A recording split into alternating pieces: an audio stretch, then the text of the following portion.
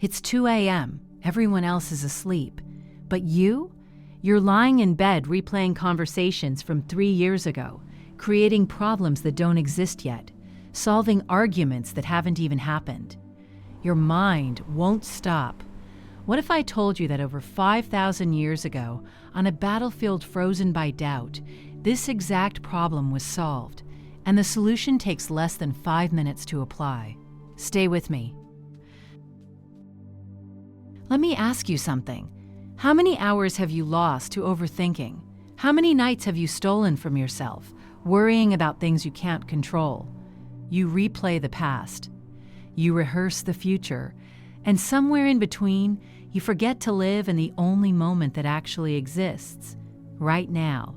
Overthinking isn't just exhausting, it's paralyzing. It keeps you stuck. It stops you from making decisions. It drains your energy before the day even begins. You want to move forward, but your mind keeps pulling you backward. You want peace, but your thoughts won't give you permission to rest. And the worst part? You know it's irrational. You know worrying won't change anything. But knowing that doesn't stop the spiral. You're not weak. You're not broken. You're human. And you're not the first person to feel this way. 5,000 years ago, a warrior named Arjuna stood on the edge of a battlefield, and he froze. Not because he was afraid of dying, but because his mind wouldn't stop thinking. What if I'm making the wrong choice? What if I hurt the people I love? What if this all goes wrong? Sound familiar? He was paralyzed by overthinking. And in that moment of crisis, his guide, Krishna, gave him one of the most powerful teachings ever spoken. Krishna said, "You have a right to perform your duty, but you are not entitled to the fruits of your action. Never consider yourself the cause of the results, nor be attached to not doing your duty." Let me break that down for you. Your job is to act, not to control the outcome, not to predict every consequence, not to guarantee the result, just to act. The moment you try to control what you can't control, the future, other people's reactions, the results of your efforts, you create suffering. Overthinking is born from attachment. Attachment to being right. Attachment to avoiding pain. But here's the truth Krishna revealed. Peace comes not from controlling life, but from controlling your relationship with life. So what do you actually do when your mind won't stop? Here's the method inspired by the Bhagavad Gita. It's simple, but powerful. Step 1, name the thought. When your mind starts spiraling, don't fight it. Just observe it. Say to yourself, "This is a thought about the past," or "This is a thought about something I can't control." You're not your thoughts. You're the one watching them.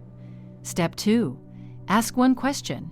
Can I do anything about this right now? If yes, do it. If no, let it go.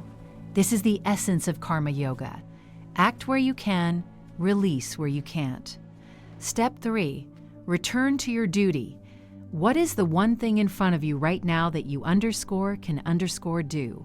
Maybe it's taking a breath. Maybe it's finishing a task. Maybe it's being kind to yourself. Do that fully, without worrying about what comes next. Krishna taught that the mind becomes calm not by doing nothing, but by doing what must be done, without obsessing over the result. Step 4, repeat a grounding phrase. In the Gita, Krishna reminds Arjuna again and again, perform your duty with an even mind, create your own version. I will do my part. The rest is not mine to carry. Say it, mean it, let it anchor you. Let me tell you about Maya. Maya was a designer, talented, hardworking. But every time she finished a project, she'd spiral. What if the client hates it? What if I miss something?